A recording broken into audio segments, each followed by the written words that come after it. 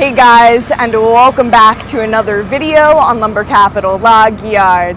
After spending the entire morning trying to figure out this lap siding machine, I'm left a little bit humbled because, there's a lot more to it than you might think. How is lap siding even made? Let's find out.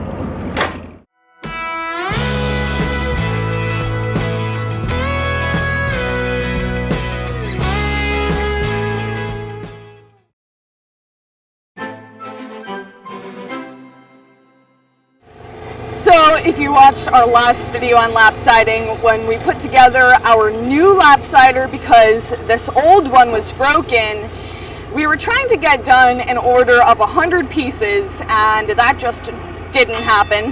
And I started to think it might not happen today either, but I stand corrected. I think that we're actually going to manage it. Hey, it's going to be really loud. I'm trying to film a video while the saw is going. Woo! Without my headphones. I'm just wrecking my ears right now. That's just the only thing I can think about. So anyhow, we decided to fix the old one, and that's the one that we're using today. But when we put a can on here this morning to start cutting, oh boy, was it not working. I mean, there was just nothing lap-sidey about it. I mean, it was awful. I mean, I wish I could show you some of these pieces here. Maybe I can. Oh wow, that's better. Don't have to shout. I mean, they just aren't even at all. It was just really wavy. We weren't getting that taper. If you guys don't know what lap siding is, I guess I should probably start there. Lap siding, hold on, let me get to my display here.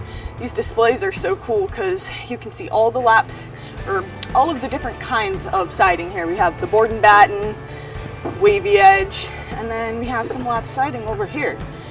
So, lap siding is when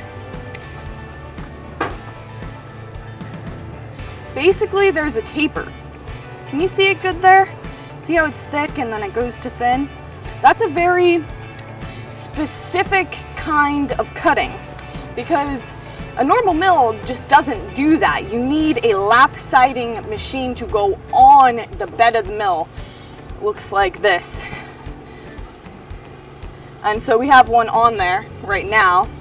You can put this on the LT70, but we have it just on the 15 here because it's closer to the ground. It's a little easier. So it's there. See it there. And so that creates a taper in the board, which makes lap siding. So we have a fresh cant on now. We actually start with a cant instead of a whole log, so that way we can start with the whole log on the LT70, which is a lot faster. Just bust out a lot of cants on the production mill and then take it over to the 15 to do the lap siding. So we have a pile of cants right here that I milled up the other day. And this will all be lap siding here shortly. As far as what the lap sider does to actually make the taper, I want to show you guys here in a second. Walk over there.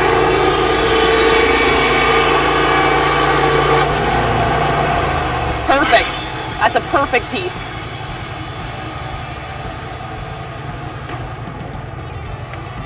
So you'll see in a second, she's going to take this lever, and you guys have to see what it does when she lifts it up.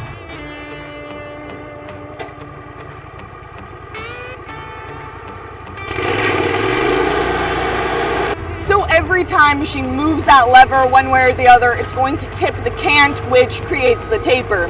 It's a pretty simple setup, but this morning, the whole mill was just completely out of whack, and we think we know why.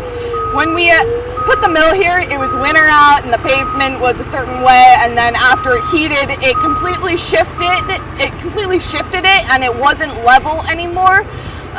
So the bed wasn't actually level with the blade, we don't think. After, 2 hours of just readjusting the entire thing, we think it's back to how it should be.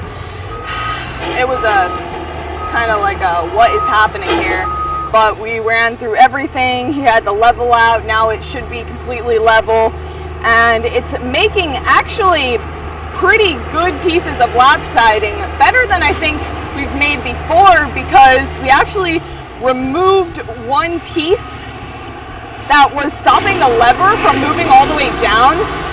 It's kind of interesting. The lap siding machine is made to put on the LT15 up to the LT70, but it doesn't really work perfectly. And one of the clamps was in the way of the lever going all the way down, and you know what, I think that we've cut a lot of lap siding using it like that. And what happened when we took that off was then the lever created, because it was able to swing all the way down, it was able to create more of a taper than before, which when I was looking at those pieces we were milling before, I wondered about that. But I'm really glad that we figured that out now. I don't know, just live and learn, right? From crashing and burning. My crash and burn dog. Yeah, show everyone your chin. See, that's what you do when you just jump and then smash face plant. Jeez.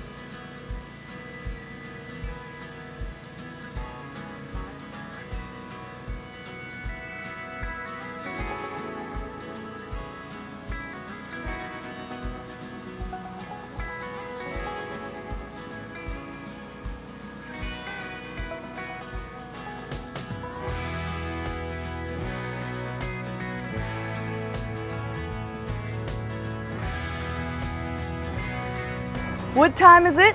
It's coffee time.